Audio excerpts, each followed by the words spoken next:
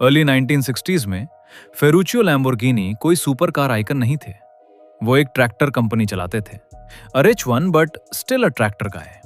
और बहुत से इटालियन मेन की तरह जिनके पास बहुत ज्यादा पैसा था, उन्होंने एक फरारी खरीदी और उससे हेट करने लगे। कार ब्रिलियंट थी, बट जो क्लच था वो बार बार फेल हो रहा था। तो फेरुचियो ड्राइव करके मारानेलो गए कंप्लेन करने, एज अ राइवल नहीं, बस एक कस्टमर की तरह जो मशीनरी जानता था और चाहता था कि कोई चीज फिक्स हो जाए। एंजो फरारी ने उन्होंने फेरुचियो की आंखों में देखा और कहा, तुम ट्रैक्टर्स बिल्ड करने तक ही ध्यान दो, कार्स में बिल्ड करूंगा। और वही वो मोमेंट था जब सब कुछ चेंज हो गया। फेरुचियो गुस्से में घर गए और डिसाइड किया कि वो एंजो को वहां बीट करेंगे जहां सबसे ज्यादा हर्ट हो, यानी बेटर कार ऑन रोड बनाकर। और इस तरह लैम्बोर्गिनी बनी, रेसिंग से नहीं बल्कि प्राइड से। एक ऐसी राइवलरी जो पहली लैम्बोर्गिनी एग्जिस्ट करने से पहले ही क्रिएट हो चुकी थी। 4 मंथ्स बाद पहली लैम्बो 350 GT एक टाइनी वर्कशॉप से रोल आउट हुई, जिसे 5 एक्स फेरारी इंजीनियर्स ने बिल्ड किया था, जिन्हें भी एंजो से अपने इश्यूज थे। डे 1 से फेरारी और लैम्बोर्गिनी एनिमीज थे। बट यहाँ एक ट्विस्ट है,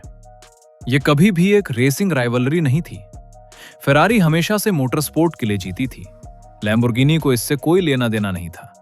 जब फरारी F1 इंजन्स बिल्ड कर रही थी, चैंपियनशिप्स चेस कर रही थी और रेसिंग के थ्रू अपनी रेपुटेशन बढ़ा रही थी, फेरुचियो कुछ कंप्लीटली डिफरेंट मानते थे। अगर आपकी रोड कार गुड इनफ है तो आपको प्रूव करने के लिए रेस करने की जरूरत नहीं है। उनके लिए रेसिंग कोई प्रूविंग ग्राउंड नहीं थी, ये एक डिस्ट्रैक्शन था, एक मनी पिट, एक ऐसी चीज जो सिर्फ उन ब्रांड्स को करने की जरूरत होती है जो वैलिडेशन के लिए डेस्परेट होते हैं। ये फिलॉसफी फाउंडेशन है कि लैम्बोर्गिनी कभी एक F1 जायंट क्यों नहीं बनी। लैम्बोर्गिनी ने रेसिंग में एकदम से जंप नहीं किया, क्यूरियोसिटी ने उन्हें पकड़ ही लिया। उनका पहला रियल स्टेप मोटर स्पोर्ट में फॉर्मूला 1 नहीं था। ये कुछ ऐसी चीज थी जो फार लेस ग्लैमरस थी, और ये बहुत बुरी तरह फेल हुई। 1970 के दशक में BMW ने लैम्बोर्गिनी से एक नई ग्रुप 4 रेस कार बिल्ड करने में हेल्प मांगी। Big deal, big opportunity. ये लैम्बो का प्रॉपर रेसिंग में एंट्री का रास्ता हो सकता था। इंस्टेड ये अपॉर्चुनिटी डिजास्टर में कन्वर्ट हो गई। लैम्बोर्गिनी ने प्रोटोटाइप्स बिल्ड किए, बट कंपनी फाइनेंशियली कोलैप्स हो रही थी। वो कार्स को फास्ट इनफ डिलीवर नहीं कर पाए। BMW ने प्रोजेक्ट वापस ले लिया और उसे किसी और जगह फिनिश किया।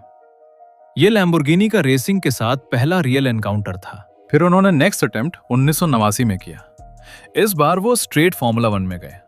1989 में लैम्बोर्गिनी एक इंजन सप्लायर बनी, फरारी या किसी और फेमस F1 टीम के लिए नहीं, बल्कि स्मॉल मिडफील्ड और बैक मार्कर टीम्स के लिए, जैसे लारूस, मिनार्दी, लोटस, लीजिए, मोदेना जैसे ब्रांड्स के लिए। ये एक वियर्ड चैप्टर था। लैम्बोर्गिनी के इंजन्स टेरेबल नहीं थे। अगुरी सुजुकी ने तो जापान 1990 में एक पोडियम स्कोर भी किया था, बट लैम्बोर्गिनी के लिए अगर उनकी सबसे बड़ी ट्रॉफी एक अकेली 3rd प्लेस की ट्रॉफी हो तो ये कोई बहुत बड़ी सक्सेस नहीं है, जा इसका मतलब कुछ काम नहीं कर रहा है। सबसे लो पॉइंट था मोडेना लैम्बो 291, एक गॉर्जियस ब्लू कार जिसमें 0 परफॉर्मेंस थी।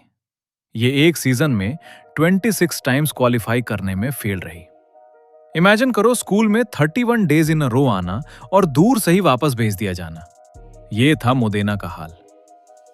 1993 तक लैम्बोर्गिनी के लिए बहुत हो चुका था, बट इसके पहले कि वो फॉर्मूला 1 से कंप्लीटली डिसअपियर हो जाएं, वहां एक लास्ट ट्विस्ट आया जिसने ऑलमोस्ट F1 हिस्ट्री चेंज कर दी होती।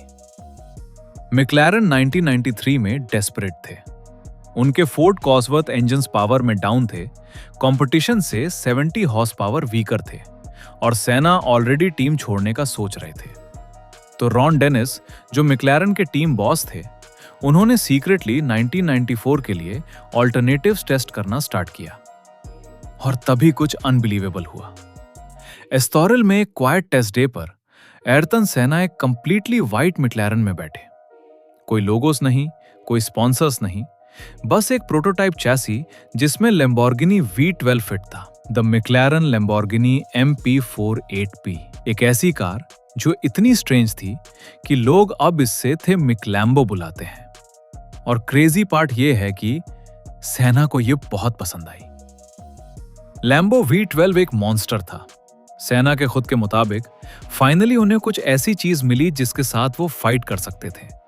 यहां तक कि मैक्लारेन के नए ड्राइवर मीका हकीने ने भी सिल्वर स्टोन में इसे टेस्ट किया और मैक्लारेन के रियल क्वालिफाइंग टाइम से 1.2 सेकंड्स फास्टर लैप टाइम निकाला। सैन ने सीजन की फाइनल 3 रेस में लैम्बो पावर्ड कार यूज करने के लिए पूछा क्योंकि वो इतनी सही थी। But behind the scenes McLaren ने ऑलरेडी प्यूजो के साथ कॉन्ट्रैक्ट साइन कर लिया था। ये टेस्ट कभी इतना फास्ट होने के लिए था ही नहीं। सो ऐसे मैक्लारेन एंड लैम्बोर्गिनी की वो डील क्लोज हुई ही नहीं। सेना विलियम्स चले गए और लैम्बोर्गिनी ने कभी दोबारा फॉर्मूला 1 इंजन सप्लाई नहीं किया। और ये unreal what if movement Lamborghini की फॉर्मूला 1 हिस्ट्री का फाइनल चैप्टर बन गया।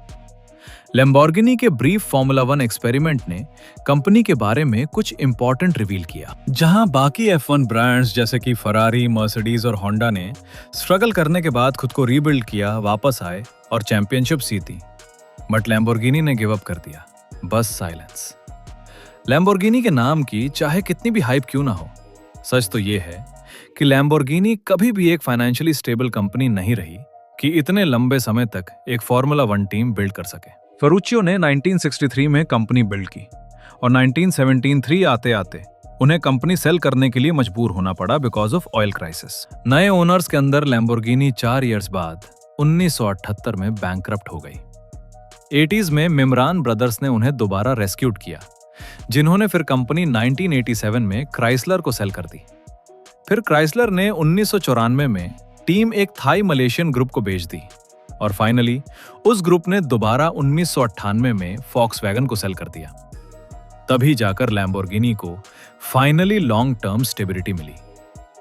ये एक मिरेकल ही है कि कंपनी सरवाइव कर गई। बट हर ओनरशिप चेंज होने के बाद प्रायोरिटीज भी उसके साथ चेंज हो गई। एक सीईओ एक्सपेंशन चाहता था, नेक्स्ट सर्वाइवल चाहता था, जहां कंपनी को सेल करना चाहता था। लैम्बोर्गिनी के पास कभी वो स्टेबिलिटी या एपेटाइट था ही नहीं कि वो long term racing empire build कर सके। फरारी की तरह नहीं, जिसका बिजनेस रेसिंग पर ज्यादा फोकस करता है। और अभी लैम्बोर्गिनी के करंट सीईओ स्टीफन विंकलमन ने कहा है कि लैम्बोर्गिनी कभी फॉर्मूला 1 में एंटर नहीं करेगी।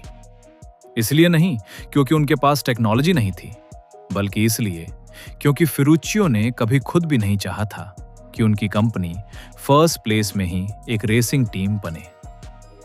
लैम्बोर्गिनी एक स्टेटस सिंबल के रूप में बिल्ड की गई थी, ना कि एक कंपटीशन ब्रांड।